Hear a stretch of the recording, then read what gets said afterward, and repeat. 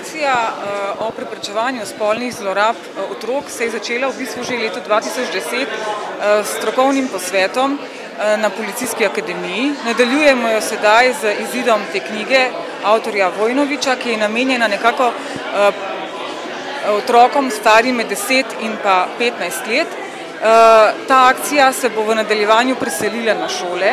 Otroke bodo obiskali kriminalisti, strokovnjaki, ki so usposobljeni prav za preiskovanje tovrstne kriminalitete in bodo otrokom v pogovoru predstavili namen te akcije.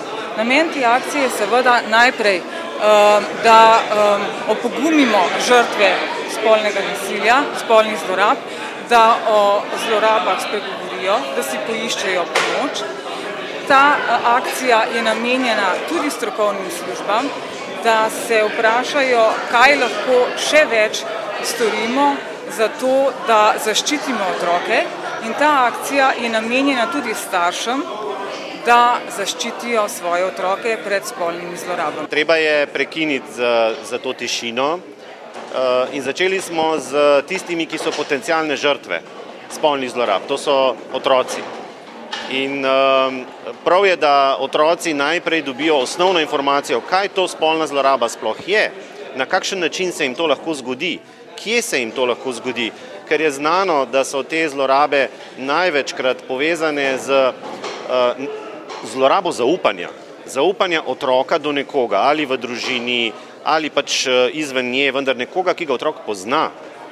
In zato je prav, da začnemo z njimi. To pa seveda ne pomeni, da ni dolžnost vseh nas odraslih, da smo pozorni na to, da se tudi mi odzovemo na informacije, ki jih dobivamo, ki bi lahko kazale na zlorabe. V Sloveniji imamo nekaj težav v zvezi s tem, po podatkih policije.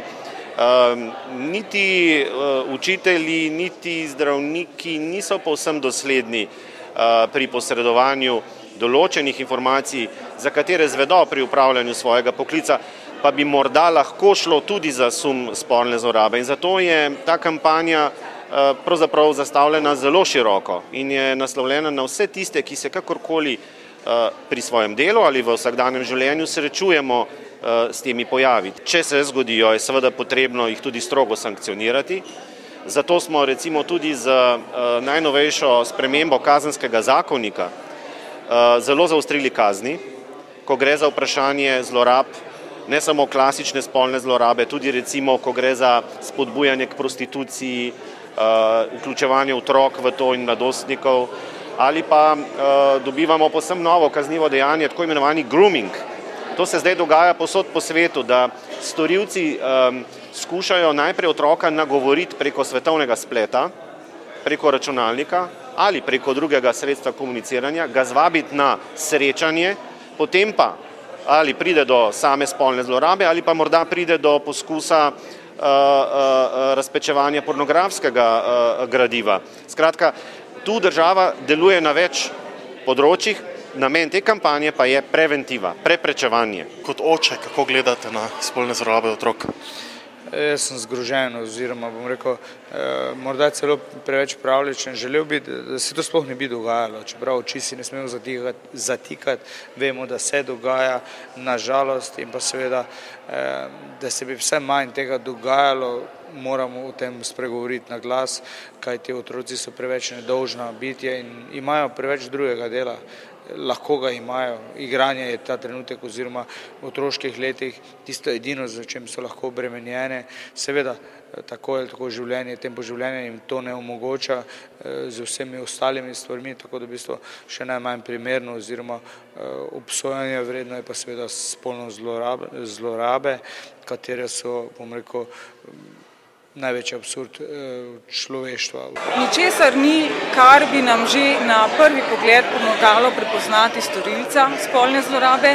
To ni oseba, ki skoči iz grmovja in zlorabi otroka. Največkrat storilci prihajajo ravno iz kroga ljudi, ki mu otroci najbolj zaupajo. In to je pač tudi tisto najstrašnejše pravzaprav pri spolnih zlorabah otrok, ker gre v prvi vrsti za zlorabo moči, za zlorabo položaja odraslega nad nemočnim otrokom, zato da poteši svoje spolne nagone. Se pravi, storilci pravzaprav prihajajo iz vseh družbenih lestvicah, družbenih slojev, so različnih poklicev, lahko tudi zelo spoštovani, uspešni, seveda pa so med njimi tudi odvisniki od alkohola, nasilneži in podobno.